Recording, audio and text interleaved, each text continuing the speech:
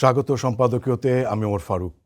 ছাত্র জনতার আন্দোলনে নির্বিচার গুলি ও মানুষ হত্যার ঘটনায় শহীদ পরিবারগুলোর কাছে দুঃখ প্রকাশ করে ক্ষমা চেয়েছেন পুলিশের মহাপরিদর্শক। র্যাবের মহাপরিচালক ৭ খুনসহ নানা ঘটনায় ক্ষমা চেয়েছেন। গোপন বন্দিশালা বা আয়নাঘর থাকার কথা স্বীকার করেছেন তিনি। ভবিষ্যতে এ ধরনের অপরাধে না জড়ানোরও প্রতিশ্রুতি দিয়েছেন র্যাব মহাপরিচালক। র্যাব মহাপরিচালক মনে করেন, সুষ্ঠু ও নিরপেক্ষ তদন্তের মাধ্যমে র্যাবের বিরুদ্ধে যে অভিযোগ আছে সেগুলোর বিচার হলে বাহিনীটির দায় মুক্তি সম্ভব। এদিকে বিভিন্ন মহল থেকে র্যাব বিলুপ্তির প্রস্তাব দেওয়া হয়েছে। প্রাসঙ্গিক অন্যান্য রাজনৈতিক বিষয় নিয়ে আজকের সম্পাদকীয় র্যাব পুলিশের ক্ষমা ও দায় মুক্তি। আর এ নিয়ে আলোচনার জন্য স্টুডিওতে উপস্থিত আছেন মাহমুদুর রহমান মান্না, আহ্বায়ক নাগরিক ঐক্য, এবং আছেন নূর খান লিটন, মানবাধিকার কর্মী। দর্শক, আপনারাও এই আলোচনায় অংশ নিতে পারেন। এই জন্য আপনাদের ফোন করতে হবে টেলিভিশনে দেখানো নম্বরে, ছাড়া ফেসবুকের মাধ্যমে আপনাদের মন্তব্য এবং প্রশ্ন রাখতে পারছেন। আলোচনা শুরুর আগে আমরা দেখে নিচ্ছি প্রধান শিরোনামগুলো। রাজনৈতিক দল ছাড়া রাষ্ট্রের সংস্কার সম্ভব না হলে 53 বছরে হয়নি কেন, প্রশ্ন পরিবেশ উপদেষ্টা। দলগুলোকে প্রতিপক্ষ বানাবেন না, সরকারের প্রতি আহ্বান মির্জা ফখরুলের। জুলাই আগস্ট অভ্যুত্থানে খুনিদের বিচার না হলে ব্যর্থ হবে শহীদদের আকাঙ্ক্ষা, মন্তব্য সার্জিস আলমের। 24-এর চেতনা সমুন্নত রাখতে ঐক্যবদ্ধ থাকার আহ্বান। দেশের সূর্য সন্তানদের স্মরণ করবে জাতি, প্রস্তুত মিরপুরের শহীদ বুদ্ধিজীবী স্মৃতিসৌধ। প্রথম প্রহরে শ্রদ্ধা জানাবেন রাষ্ট্রপতি, প্রধান উপদেষ্টা। এবং রাজধানীতে ঊর্ধ্বমুখী সব ধরনের চালের দর, দিশেহারা শ্রমজীবীরা। দুদিন কাজ না পেলেই চলে যাচ্ছে দারিদ্র্যসীমার নিচে। সামাজিক কর্মসূচির 73% সুবিধাভোগী ভুয়া।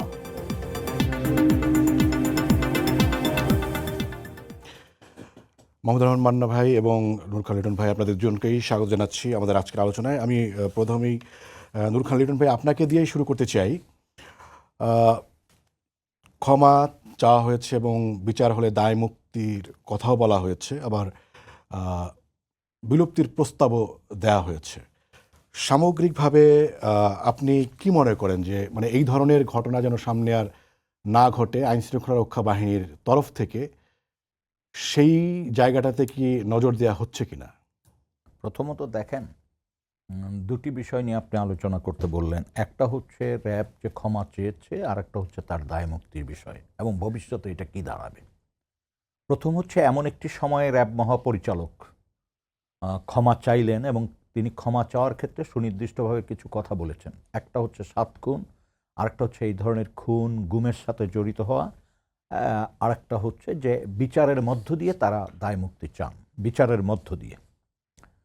কোন সময় তারা এই কথাটা বলেছেন? যেই সময়ে সরকারের থেকে নিয়োগকৃত কমিশন এই বিষয়ে কাজ করছে, এবং যে কথাগুলি তিনি বলেছেন তখন বলেছেন যখন কিনা কমিশন এই বিষয়গুলি উদ্ঘাটিত করেছে, অর্থাৎ গোপন বন্দিশালা, তারপর নিপীড়নের যে ঘটনাগুলো এবং কারা এর সাথে যুক্ত, মোটামুটি একটা প্রাক ধারণা তারা করতে পারছেন, সন্দেহ করতে পারছেন, এবং তারা সম্ভবত প্রায় সিদ্ধান্তের কাছাকাছি চলে গেছেন। সেই সময়ে আসলে এই বাহিনীর ক্ষমা চাওয়া ছাড়া কোনো পথ সামনে খোলা নেই। তবে এটি ধরে নিতে হবে যে একটা শুভ বুদ্ধি, কারণ এটিও তো ছিল না বাংলাদেশে ক্ষমা চাওয়ার, মানে যার হাতে কিছু ক্ষমতা থাকে তিনি ক্ষমা চান, এটির কিন্তু উদাহরণ বিরল। তো ক্ষমা চেয়েছেন এবং তিনি একটি কথা কিন্তু গুরুত্ব সহকারে বলেছেন যে দায়মুক্তি তারা চান, তবে বিচারের মধ্য দিয়ে। বিচার না করে কিন্তু দায়মুক্তি চাননি, এটা কিন্তু ভালো লক্ষণ। তাহলে এখন প্রশ্ন হচ্ছে, বিচার করতে হলে তথ্যগুলো দরকার, এবং সেই তথ্য যে কোনো সংস্থা পাওয়ার আগে তারা নিজেরা পাবেন। র্যাব কি করেছে, র্যাবের কোন কোন ব্যক্তি কোন কোন সময়ে কোন কোন জায়গায় ডিউটিতে ছিলেন, কী ধরনের অস্ত্র ব্যবহার করেছেন, কী ধরনের যানবাহন তারা ব্যবহার করেছেন, কোন সময়কালে, সেই সময়কালে কোন জায়গায় কোন ইনসিডেন্ট হয়েছে, এগুলো কিন্তু র্যাবের সবাই জানে। র্যাব ইন্টেলিজেন্স এগুলি নথিভুক্ত করে। র্যাব ইন্টেলিজেন্স অনেক ঘটনার সাথে যুক্ত সরাসরি, বা যিনি র্যাবের আপনার ওই অপারেশন এডিজির অপারেশন যিনি থাকেন, এদের নলেজের বাইরে কোনো কিছু ঘটে নাই, এবং এরা কিন্তু আবার আপনার এই কী বলে প্রধানমন্ত্রীর সামরিক উপদেষ্টা যিনি, তার সাথে তার পরামর্শ নেন, তার নির্দেশনা গ্রহণ করেন।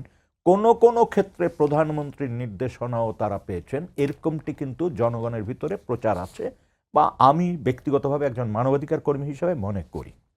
কমিশন হিসেবে আপনারা পেয়েছেন কিনা? কমিশনের কথাটা আমি এই মুহূর্তে আসলে বলতে চাচ্ছি না, জি, জি। কারণ আমি যেহেতু কমিশনের মেম্বার, আমি কমিশন নিয়ে এই মুহূর্তে কথা বলবো না। কমিশন যথাসময় তাদের রিপোর্ট পেশ করবে, এবং সরকার যদি চায় রিপোর্ট প্রকাশ করতে পারেন। জি। আমি একজন মানবাধিকার কর্মী হিসাবে যেহেতু গত 15-16 বছর এই কাজগুলি করেছি, বা তার চেয়ে বেশি সময় ধরে, সেই জায়গা থেকে আমি বলতে পারি। প্রথম হচ্ছে, আগেই আমরা কিন্তু বারবার বলেছি যে এই ঘটনাগুলি ঘটছে, এবং এইভাবে ঘটনা ঘটছে, এবং বিরোধী মত দল এইভাবে নির্যাতনের শিকার হচ্ছেন, গুমের শিকার হচ্ছেন। এই কথাগুলি কিন্তু আমরা গত 14-15 বছর ধরেই বলতেছি, সেই 13-14 সাল থেকে বা 12 সাল থেকে বলে আসতেছি। এবং তখন থেকে আমরা কিছু মানুষ, র্যাবের কিছু সদস্যদের নামও বলার চেষ্টা করেছি। 7 খুনের ব্যাপারে কিন্তু আমরা তার চেয়ে ঊর্ধ্বতন কর্তৃপক্ষের কথা আমরা বলেছি। আমরা নিজেরা দেখেছি যে তারেক সাঈদ 164-এ কিন্তু সুনির্দিষ্ট করে কিছু কথা বলেছেন। ওই অংশটা কিন্তু বাদ দিয়ে পুরো ইনভেস্টিগেশনটা হয়েছে। অর্থাৎ তারেক সাঈদ বলেছিলেন উনি একটা আইন শৃঙ্খলার মিটিংয়ে এসেছিলেন ঢাকায়, সেই মিটিংয়ে তাকে একটা চিরকুট ধরাইয়ে দেওয়া হয়, এবং সেখানে কয়েকজনের নাম থাকে, এবং সেই প্রেক্ষিতে সেই নির্দেশনা অনুযায়ী তিনি এই কাজটি করেছেন। কিন্তু আমরা দেখেছি পরবর্তীতে ওই ব্যক্তিকে জিজ্ঞাসাবাদ করা হয়েছে, কিন্তু সেই জিজ্ঞাসাবাদ ছিল আসলে নাম কোয়াস্তে লোক দেখানো। আপনার মনে থাকার কথা যে প্রথমে কিন্তু এই ঘটনা উদ্ঘাটনের জন্য কোনো তৎপরতা ছিল না। যখন কিন্তু হাইকোর্টের থেকে নির্দেশনা আসে, তারপর কিন্তু এটা ইনভেস্টিগেশন করে, এবং সেই ইনভেস্টিগেশনের পর কিন্তু এই ব্যক্তিগুলোর বিরুদ্ধে অভিযোগ আনা হয়। তার আগ পর্যন্ত কিন্তু সরকার কোনো রকম পদক্ষেপ গ্রহণ করেনি। এই পদক্ষেপের আগে কি হয়েছিল? অবরোধ হয়েছে, জনগণ বিক্ষোভ প্রদর্শন করছে, রাজনৈতিক দলগুলোর থেকে দাবি উঠেছে, তারপর তৎকালীন সরকার, তারপর হাইকোর্টে যাওয়া হয়েছে, হাইকোর্টের নির্দেশনা অনুযায়ী পরবর্তীতে এটার ইনভেস্টিগেশন হয়েছে। এবং আপনার খেয়াল থাকার কথা যে তৎকালীন এডিজি ওর ডিরেক্টর ইন্টেলিজেন্স জিয়াউল আহসান, সে কিন্তু প্রথম আলো পত্রিকায় সাক্ষাৎকার দিয়ে শাক দিয়ে মাছ ঢাকার চেষ্টা করেছিল। আপনাদের খেয়াল থাকার কথা, আপনাদের মতো মিডিয়াতে সে নানান ধরনের অপপ্রচার করেছিল। কিন্তু দিন শেষে কি হলো? দিন শেষে তারেক সাঈদ পর্যন্ত যে ইনভেস্টিগেশনে একটা চার্জশিট হলো, তাকে কিন্তু এক ধরনের দায় মুক্তি দিতে বাধ্য হলো, বা পরিবেশ হলো না তাকে যুক্ত করার। আমরা কিন্তু তখন থেকে বলেছিলাম এই ঘটনা শুধুমাত্র একজন কমান্ডিং অফিসার বা তার অধ্যস্তন সৈনিক থেকে বিভিন্ন পর্যায়ের লোক জড়িত না, এর উপরে নির্দেশদাতা রয়েছে, এর উপরেই থেকে নির্দেশ এসছে। তখন কিন্তু বিষয়টিকে গুরুত্ব দেওয়া হয়নি। এখন আমার বিশ্বাস যে বর্তমান পরিস্থিতিতে, বিশেষ করে 5ই আগস্টের পর যে মুক্ত পরিবেশ আমরা পাচ্ছি, সরকার যেহেতু একটা কমিশন গঠন করেছে, সব কিছুর মধ্য দিয়ে আমি আশাবাদী যে শীঘ্রই এই সব জিনিস আমরা সামনে আনতে পারবো, আমাদের সামনে আসবে। কোনো ঘটনাই আসলে লুকায়িত থাকবে না, এইটুক শুধু নিশ্চয়তা দিতে পারি। জি, এবং আপনাকে অভিযুক্তরা যত শক্তিশালী হোক, এবং তিনি রাজনীতির কেন্দ্রবিন্দুতে অবস্থান করেন, আর সেনাবাহিনীর গুরুত্বপূর্ণ অংশে থাকেন, বা অবসরে যেয়ে থাকেন, কেউ কিন্তু এইটার বাইরে থাকবেন না। জি, রনিল ভাই আপনাকে ধন্যবাদ। আমি মান্না ভাই আপনার কাছে আসি। সেটি হচ্ছে র্যাবের মহাপরিচালক এও বলেছেন যে ভবিষ্যতে এই বাহিনী এমন কোনো কার্যক্রমে কারো নির্দেশে জড়িত হবে না।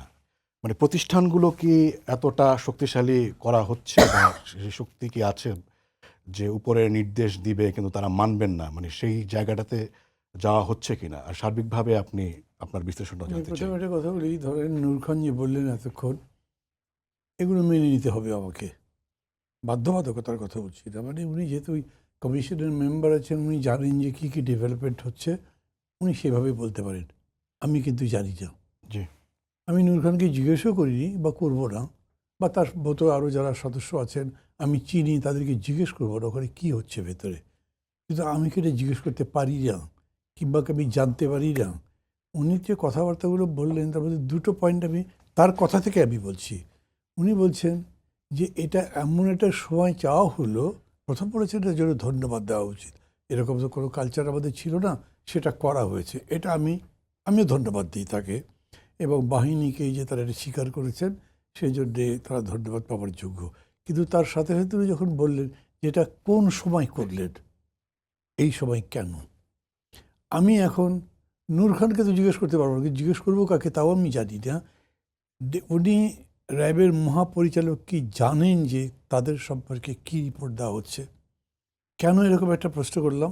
লাস্ট যে কথা আপনি বললেন না, পড়লেন, যেটা ওটাকে পড়ে শোনেননি, আমাকে পড়ে শোনালেন যে উনি বলছেন যে তারা অঙ্গীকার করছে যে ভবিষ্যতে যেরকম জায়গা থেকে নির্দেশকরা কেন তারা এরকম কাজ আর করবে না। তার মানে উনি কি চাচ্ছেন কি? আমি যদি বলি যে উনি চাচ্ছেন বা চাওয়ার কথাও তার, যাতে তাদেরকে ডিসব্যান্ড না করা হয়। দেখেন, আমরা রক্ষী বাহিনীকে ডিসব্যান্ড করেছিলাম না, আমরা র্যাবকে ডিসব্যান্ড করতে পারবোই না, এরকম কথা কর্তৃপক্ষ মহল থেকে আগে বলা হলো কেন? এলিট ফোর্স তো থাকতে হবে একটা, আবার বিকল্প করবো। না, উনি এটাও বলেছেন যে নিষিদ্ধের বিষয়ে সরকার যে সিদ্ধান্ত নিবে সেটা ওনারা মেনে নেবেন। না, সে তো তাকে মানতেই হবে, সেটা না মেনে তো উপায় নেই। না মেনে তো উপায় নেই, কিন্তু উনি যেটা বললেন আমার কাছে মনে হচ্ছে যে উনি ইন অ্যাডভান্স একটা অ্যাপিল করলেন, যাই করা হোক না করো আমরা ওদের কথা মানব না। Who is he to say that? এই বাহিনী এলিট ফোর্স হোক যাই হোক, গভর্নমেন্টের নির্দেশের বাইরে কাজ করতে পারবে, ইন্ডিপেন্ডেন্ট পজিশন দিতে পারবে, এরকম কি হয় নাকি? আমাদের দেশে তো হয়ই নেই। কোনো দেশেও কি এরকম হতে পারে? এত বড় একটা ফোর্স যদি গভর্নমেন্টের একটা অর্ডার, রাইট রং যেটাই হোক, ভায়োলেট করে, তার মানে এক ধরনের ট্রিজন বলেন, এক ধরনের বিদ্রোহ বলেন, যেরকম উনি এত দূর বললেন কেন? ওই রকম একটা পরিস্থিতি হলে উনি হয়তো বিদ্রোহ করবেন। আসলে অন্যায় আদেশের দিকে বলেছেন, মানে যদি অন্যায় আদেশ দেয় না, অন্যায় তো বলেননি, আপনি উনি বলেননি, মানে উনি প্লেন রেখেছেন আর কি। হ্যাঁ, তো উনি অন্যায় না বলে অন্যায় ধরবো কেন? জি, ধরেন পাকিস্তান আমলে আগামীকালকে 14 তারিখ শহীদ বুদ্ধিজীবীদের শ্রদ্ধা জানাচ্ছি, অন্য কথাগুলো পরে বলি, আমরা তো বিদ্রোহ করেছিলাম, আমাদের ইপিআর বিদ্রোহ করেছিল, মানে পুলিশরা বিদ্রোহ করেছিল, সেই বিদ্রোহ ন্যায়সঙ্গত ছিল। উনি বলেছেন এমন কোনো কার্যক্রম, মানে হচ্ছে গুম খুন এগুলির প্রতি হয়তো উনি নির্দেশ করেছেন। উনি বলছেন এমন কোনো কার্যক্রমে কারো নির্দেশে জড়িত হবে না। মানে যেমন ধরেন র্যাবকে বলা হয়েছিল তোমরা উপর থেকে ফায়ার করো, হেলিকপ্টার থেকে ফায়ার করো, করেছে তারা। এরকম আবার যদি কোনো কারণে হয়, আজ হোক 20 বছর পরে হোক 30 বছর পরে হোক, এটা তো নিশ্চয়ই 5 বছর 10 বছর ধরে বলতে পারেন না তারা। তো আমি বলছি যে মূল কথাটা হচ্ছে নির্দেশ দিলেও আমরা মানব না, এটা উনি এখন সার্ভিসে থেকে কি বলতে পারেন? আমাদের কান্ট্রি ল কী বলে, অথবা তার সংগঠনের আইন কী বলে, দেশের সরকারের বিধানে কী বলে, এই বলার মধ্যে আমার মনে হচ্ছে যে উনি একটা প্রণোদনা কি পেয়েছেন যে উনি এরকম মাফ করলে এটাকে রেখে দেওয়া হবে। That is my question. বাকি তার কথা নিয়ে আমি এত বিতর্ক করতে যাচ্ছি না, করতে চাইও না। এটা এই জন্যে বললাম যে এই বিষয়গুলোতে আমি একদম প্রথম কথায় আসি, আমি কিন্তু ঠিক জানি না যে কি হচ্ছে, ভেতরের স্টোরি কী কী। তারা যে এখন বললেন, এই মানবিক দিক যদি বলেন, আমি এটাকে মানে অভিনন্দন জানাতে চাই। এই মানবিকতার কোনো কিছু আমি এতদিন তো দেখলাম না। মিনিমাম নট অ্যান আইটা অফ সিম্প্যাথি ফর দ্য অন্য যাদের ব্যাপারে হয়েছে, পুলিশ বলেন, অন্য কোনো বাহিনী বলেন, যারাই বলেন, কত দুর্ভাগ্যজনক ঘটনা ঘটেছে দেশে, কত নিদারুণ নিষ্ঠুর করুণ ঘটনা। আপনি কোনো জায়গাতে কোনো একটা সোশ্যাল ইম্প্যাক্ট দেখেছেন মানুষের মধ্যে? আমরা মিটিং করছি, বলছি মানুষ মিছিল করছে, সেটা একটা, বাট একজন ইন্ডিভিজুয়াল মনের দুঃখে এরকম ঘটনা বিশ্বব্যাপী হয়েছে, সুইসাইড করেছে যারা কর্তৃত্বে ছিল, যারা অর্ডার মানতে বাধ্য হয়েছে। আমাদের এরকম হয়নি, আমি কাউকে সুইসাইড করতে বলছি না, কিন্তু আমি বলছি সেই রিফ্লেকশনটাই দেখিনি। কিন্তু এখন একটা কমিশন যখন করা হয়েছে, কমিশন তার রিপোর্ট দেবে, সেই রিপোর্টের উপরে ভিত্তি করে উনি মাপ চাইবেন, হাত জোর করে বা যেটাই করেন। কিন্তু মাঝখানে যখন ইট ইজ, মানে আমি তো এরকম মনে করি যে এই রিপোর্টটা কিছুদিনের মধ্যে আসবে, সবাই দেখতে পারবে, তার আগে আগে ইজ হি মেকিং গ্রাউন্ড, ওইটা যদি হয়, সরি, মানে আমি ওনার প্রতি সিম্প্যাথি রেখেই বলছি, এই কালচারটাই খারাপ। তাকে কি কেউ শিখিয়ে দিয়েছে? তাহলে এরকম বলতে সাহস পেয়ে কেমনে? যে অর্ডারই হোক আমি সেটা মানবো না। যে অর্ডার মতো আমি বলছি যে তার তো কাজই হলো অর্ডার মানা। বাহিনীগুলো কী করে, ইভেন এলিট ফোর্স বলে আর্মি, তার অর্ডারের বাইরে তো যাওয়ার শক্তি নাই। তাকে বলতে হবে অন্য কিছু, যেটা দিয়ে তার আপনার একটা সংস্কার হয়, যেটা দিয়ে সে একটা জনবান্ধব বাহিনীতে পরিণত হতে পারে, মানে সরকারের প্রতি, দেশের প্রতি লায়াবল থাকবার পরেও সবার উপরে দেশ এবং জনগণের প্রতি তার যে অঙ্গীকার, সেরকম কিছু একটা বলতে। নিশ্চয়ই এরকম জায়গায় যারা গেছেন তাদের তো ততখানি বুদ্ধিমান হওয়া উচিত। এবং বিশেষ করে বর্তমান সরকারের আমলে যেখানে পছন্দটা দলীয় ভিত্তিতে হচ্ছে না, পছন্দটার ব্যক্তিগত পারিবারিক বিবেচনার উপরে হচ্ছে না, সেই জায়গাতে আমি ওই মেধা তাদের কাছে চাইব, সেই ধরনের ফরসাইটেডনেস তাদের কাছে চাইব যে তারা পুরো বিষয়টাকে গুণগতভাবে পরিবর্তন করবার মতো করে কথা বলবে। আমি এই কথাটা সেরকম করে মনে করতে পারছি না, অনেস্টলি বললাম। জি মান্না ভাই, আপনাকে ধন্যবাদ। মানে এমন খবরও বেরিয়েছে যে নাম পরিবর্তন করে, লোগো পরিবর্তন করে, পোশাক পরিবর্তন করে মানে রেখে দেওয়া যায় কিনা, মানে সেইটাতে আসলে আপনি কি মনে করেন লিটন ভাই? দেখেন, প্রথম হচ্ছে আসলে মান্না ভাইয়ের সাথে একটু যুক্ত করতে চাই আমি কিছু কিছু বিষয়। সেটা হচ্ছে আমরা যা দেখেছি আর আমরা যা জেনেছি তার ভিতর বিস্তর ফাঁক। আমরা এতকাল 15 বছর জেনেছি একরকম নিষ্ঠুরতা বলতে, আমাদের একটা ধারণা ছিল যা, তার চেয়ে অনেক অনেক গুণ বেশি নিষ্ঠুরতা আমরা দেখে এসেছি। আপনি চিন্তা করেন তো, 3.5 ফিট বাই 4.5 ফিট একটা ঘর, 3.5 ফিট বাই 4.5 ফিট বা 3.5 ফিট বাই 4.5 ফিট, এবং তার এক পাশে ড্রেনেজ সিস্টেম আছে সরু, যেখানে সারা যায়, এবং সেখানে আলো বাতাস বলে কিছু নাই। মানে বাতাস আছে, আলো নেই, অন্ধকার, ঘুটঘুটে অন্ধকার, যেখানে আমরা ঢুকতে 3-4টা লাইট প্রয়োজন হয়েছে। যেখানে আমি 30-36 ঘন্টা এরকম ঘরে ছিলাম, যেখানে এই অবস্থাটা ছিল এবং যেখানে দিন এবং রাতের কোনো পার্থক্য ছিল না। এখন প্রশ্ন হচ্ছে, একজন বন্দী তাহলে কীভাবে বুঝলো 2 বছর, 1 বছর, 3 বছর? আমরা ওখানে যে যে প্রমাণটা পেলাম, যে প্রমাণগুলো পেলাম, তার ভিতর দেখলাম আমাদের সাথে যখন ভিকটিমরা এসে, জীবিত যারা ফিরেছেন তারা যে বর্ণনা দিয়েছেন, সেখানে তারা বলেছেন যে আমরা দিন গুনতাম হচ্ছে সকালবেলার নাস্তা দেখে, অর্থাৎ রুটি বা খিচুড়ি হলে বুঝতাম যে এখন আমাদের একটা দিন অতিক্রম হলো। তখন তারা ওয়ালে একটা দাগ দিত, সেটা কেউ আঙ্গুল দিয়ে, কেউ হয়তো মানে ওখানে যা সম্ভব থালাবাটি দিয়ে যেমন হোক একটা দাগ দিয়ে রাখতো। এইভাবে কেউ আমরা পেয়েছি একটা জায়গায় 180 দিন আর 182 দিন, একটা জায়গায় 300 কত দিন। আমরা ওখানে মসজিদের মিনার এঁকেছে সেটা দেখেছি, কিছু দোয়া দরুদ লেখা সেটা দেখেছি, কেউ লিখেছে আই লাভ মাই কান্ট্রি, কেউ লিখেছে আই লাভ মাই ফ্যামিলি, নানান জিনিস যতটুকু আমরা পড়ে উদ্ঘাটন করতে পেরেছি ওই অবস্থায়। এবং সেখানে একটা মানুষের পক্ষে আসলে অভ্যস্ত হয়ে গুহা মানবে রূপান্তরিত হতে পারে, এবং আমরা সেটা দেখেছি বিভিন্ন সমাজে আমাদের সামনে উপস্থাপন করে অনেক মানুষকে, চুল দাড়ি বড় বড়, এটা কিন্তু ওই ভিতরে থাকা অবস্থায় যে তার পরিবর্তনটা হয়েছে ওই অবস্থায়, এটা কিন্তু তার প্রকৃত চেহারা না। এবং সেখানে আমরা ইলেকট্রিক চেয়ার পেয়েছি, ঘোরানোও যায়, ইলেকট্রিক শকও দেওয়া যায়, উপরে উঠানো যায়, নামানো যায়, টর্চার করার জন্য একটা মানুষকে মানে ছাদের সাথে কিভাবে বেঁধে উঠায় ফেলতে হয় সেই মেশিন, সব কিছুই আমরা পেয়েছি। এবং একটা জিনিস মনে রাখতে হবে যে আমাদের কিন্তু এই বাহিনী বা প্রতিষ্ঠানগুলো কেউ চোখে আঙ্গুল দিয়ে দেখায়নি যে এই জায়গাটা এই জায়গাটা, বরং তারা যেটা দেখিয়েছে সেটি ছিল নর্মাল। আমরা যেটা পেয়েছি রেশন ঘর লেখা উপরে, ওটার ভিতরে যে আমরা পেয়েছি এই ধরনের সেল, আরগুলি বর্ণনা নাই করলাম। ফলে তারা এখন এই জিনিস ঢাকার জন্য শুধু ক্ষমা চাইবেন এটা না, সব কিছুই তারা করতে বাধ্য। এখন আমি বলবো বাধ্য, কারণ বাংলাদেশের বর্তমান প্রেক্ষাপটে তাদের আর বিকল্প করার সুযোগ নেই, অর্থাৎ যা ইচ্ছা তাই করতে পারবে না। হয়তো এই কথা শুনে অনেকে মনে মনে হাসতে পারে যে বালক কি বলে, একটা বাচ্চা ছেলের মতো কথা। আসলে তাদের চিন্তাটা পরিবর্তন করতে হবে।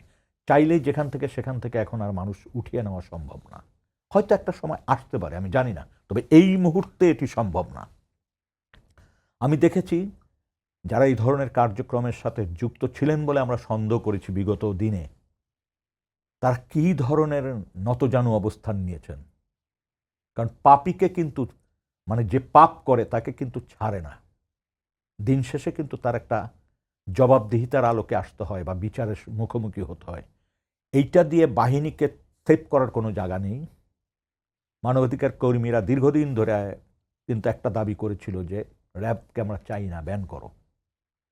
এই দাবিটা কিন্তু মোটামুটি যারা ভিকটিম পরিবার তাদের পক্ষ থেকেও এসছে, মানবাধিকার সংগঠনগুলোর পক্ষ থেকে এসছে।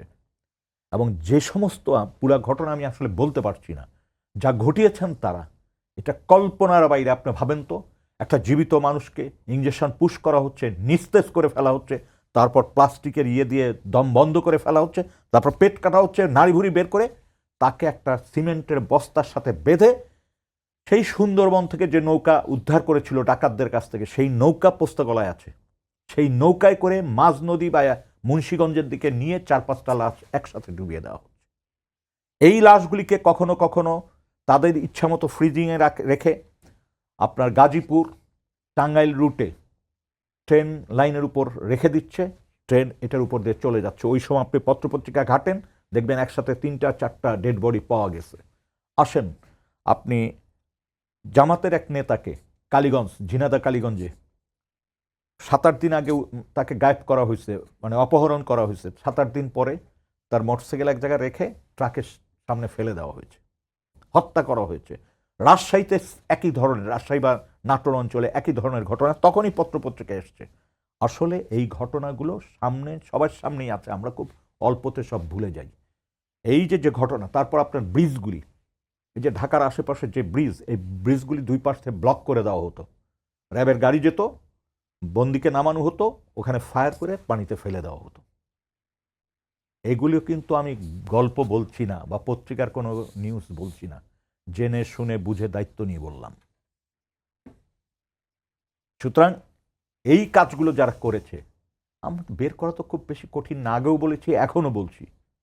তখনও প্রেস ক্লাবের সামনে বলেছি যে এর ঊর্ধ্বতন যারা আছেন কেউ দায় এড়াইতে পারবেন না, কারণ এই হত্যার দায় আপনাদের নিতেই হবে। সে বাংলাদেশের প্রধানমন্ত্রী হয়ে থাকেন, আর মানে বাহিনীগুলি বা সংস্থাগুলি চিফ হয়ে থাকেন, এবং আজকে সময় আসছে তাদেরকে এই জবাবদিহিতার জায়গায় আনা সম্ভব সম্ভব সম্ভব।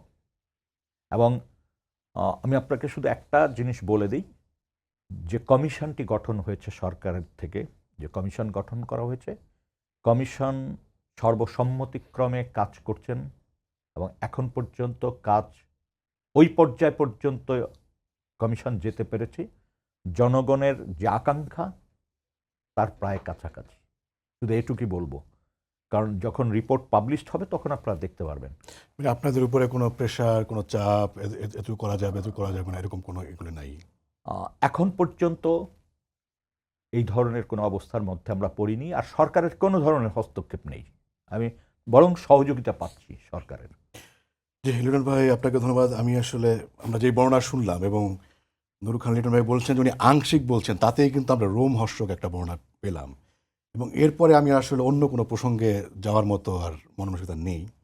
মানে এতেই আমি একটু মান্না ভাই আপনার কাছে জানতে চাই যে এই যে মানে চরম রোমহর্ষক, আরেকটু যোগ করতে চাই প্লিজ, তা না হলে এটা আংশিক হয়ে যাবে। মান্না ভাইকে যখন উঠিয়ে নিয়ে যাওয়া হয়, আমরা কিন্তু তাৎক্ষণিকভাবে চেষ্টা করেছি মানবাধিকার কর্মী হিসেবে খোঁজখবর রাখার। মান্না ভাই মুক্তি পাওয়ার পরে মান্না ভাইয়ের সাথে কিন্তু আমি ব্যক্তিগতভাবে কথা বলেছি। মান্না ভাই কিছু ঘটনা বলেছেন, এবং ওই ঘটনাগুলি যেই ব্যক্তি উপস্থিতে ঘটেছে তাকে আমি কিন্তু তখনই জিজ্ঞেস করেছি, এবং তিনি স্বীকার করেছেন যে হ্যাঁ, তারা এটা উঠিয়েছিলেন, এবং কোনো এক সময় চোখের দড়ি খুলে দিয়ে মান্না ভাইকে বলার চেষ্টা করেছে, মান্না ভাই আমি উনার মুখ দিয়ে যেটা শুনেছি, পরে মান্না ভাইয়ের সাথেও মিলিয়ে দেখেছি, এই যে অপরাধ, এই যে আস্পর্ধা, রাষ্ট্রীয় বাহিনী একজন রাজনীতিবিদকে এইভাবে উঠাতে পারেন, একজন পার্লামেন্ট মেম্বারকে গায়েব করে দিতে পারেন, একজন কাউন্সিলরকে হাওয়া করে দিতে পারেন, একজন এটা কিভাবে আপনি কল্পনা করবেন? একজন সাধারণ মানুষকে বিনা অপরাধে উঠায় নিয়ে যেতে পারবেন, বা তিনি বিরোধী মত বা দলের সদস্য হওয়ার কারণে? এটি কি সম্ভব? এটি হয়েছে। এই যে 1600 মানুষ বিভিন্ন সময়ে আটক ছিলেন, গায়েব হয়ে গিয়েছেন, ক্রসফায়ারে প্রায় 3-4 হাজার মানুষ মারা গেছেন, এর প্রত্যেকটার দায় কিন্তু তৎকালীন যারা ছিলেন তাদের নিতে হবে। যত বড় কথাই তারা এখন ফেসবুকে বলে বেড়ান না কেন, যত আশা ভরসা সামনে দেখেন না কেন, সেই দিনের আশা শেষ। আমি ব্যক্তিগতভাবে মনে করি এটি এই মানবতা বিরোধী অপরাধ, এবং এই অপরাধ শুধু বাংলাদেশিদের জন্য অপরাধ না, আন্তর্জাতিকভাবেই এইটা কিন্তু তাদের মনে রাখতে হবে। দিন শেষে কিন্তু তাকে হিসাব দিতে হবে আন্তর্জাতিকভাবেই। এবং এখানে ওই অমুককে ম্যানেজ করলাম, অমুক আমরা বৃহৎ শক্তির অধিকারী, আমরা একটা গোষ্ঠী, এইটা বলে পার পাওয়ার সুযোগ নেই। তিনি যেই লেভেলের হয়ে থাকেন না কেন, যত ক্ষমতাধর দেখছি তো, বহু সবচেয়ে বড় ক্ষমতাধর যাদেরকে মনে করতাম এই গুম খুনের সাথে, তাদের তো দেখছি নেতিয়ে পড়ছে কি করে। আপনারা মনে করেন না যে খুব সাধারণ ওই ডিজি মাপ চেয়েছে, মাপ কিন্তু তার পুরা বাহিনী মিলে সিদ্ধান্ত নিয়ে তাকে চাইতে হয়েছে।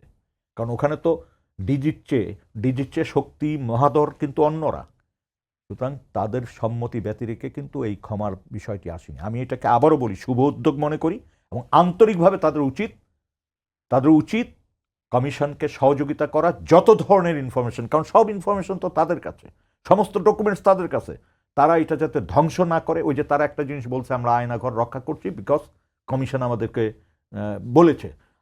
আজকেই প্রকাশ্যে বলছি, তারা যেন তাদের ডকুমেন্টসগুলো, সমস্ত ডকুমেন্টসগুলো যাতে কমিশনকে দেয়, কারণ তারাই পারে চিহ্নিত করতে সবচেয়ে আগে। মান্না ভাই, আপনি কি যোগ করবেন? যোগ করার মতো অনেক কিছু আছে আবার, যদিও ধরেন লিটন যেরকম কমিশনের মধ্যে থেকে, মানে আমি জানি না কতখানি কী করছে, কিন্তু খুঁজে খুঁজে কোথায় কোথায় আয়নাঘর আছে সেখানে যাচ্ছে, দেখছে, ভেতরটা দেখার চেষ্টা করছে, যেটা এক্সপোজড হয় সেটাও বার করবার চেষ্টা করছে। আবার ওই যে যেরকম বললো না বাইরে একটা সাইনবোর্ড দিয়ে ভেতরে, ওরকম তার আমি দেখার সুযোগ নেই। কিন্তু আমি ওই যে আমাকে যখন ধরা হয়েছে তারপরে আমি তো মোট 22 মাস জেলে ছিলাম। মানে বিভৎসতাটা আমি তখনই দেখেছি, এবং তখনই আমি ভেতরে ভেতরে অনেক কেঁদেছি যে আমি তো আওয়ামী লীগ করতাম, সেটা ছেড়ে তারপরে আসছি সেগুলো অন্যান্য কিছু দেখে। তো এই বর্বরতা যদি আমি দেখতাম আগে, আমি তো এই দলে কোনোদিন যোগই দিতাম না। এখন আমার মাঝে মাঝে মনে হয় এত বড় একটা বড় বড় পার্টিতে আমি চিনলামই না, যোগ দিলাম। মানে একটা উদাহরণ বলি, ধরেন একজনকে ধরা হয়েছে, সেই যুবক এখন যুব দল করে বা কোনো থানা, সে এখন দায়িত্বে আছে। আমি জেলখানার মধ্যে বাইরে একটু পায়চারি করছি, সে এসে সালাদ দিল, তারপরে কথাবার্তা বললো, তাকে অ্যারেস্ট করেছে। করবার পরে নিয়ে তাকে কয়েকদিন ধরে টর্চার করেছে। একটাই যে বিহঙ্গের উপরে যে হামলাটা করা হয়েছিল, এইটা তুমি করেছো, স্বীকার করো, তবে আমি জানি তুমি করেছো, এবং এইটাকে তারেক রহমান এবং খালেদা যে নির্দেশ দিয়েছেন তোমাকে করতে, তো এটা বলবে না বলে যে টর্চার, সেগুলো কি ধরেন মানে এরকম আঙ্গুল টেবিলের উপর রেখে দিয়ে একটা প্লাস দিয়ে নখটা একটাতে ছিঁড়ে ফেললো, পায়ের বুড়ো আঙ্গুল ওই অত বড় মোটা আঙ্গুল একটাতে ছিঁড়ে ফেললো। মানুষের জান বাঁচে নাকি? তারপরে বিভৎসতা। মানে ও যখন এগুলো বললো আমি শুধু তাকিয়ে তাকিয়ে শুনলাম।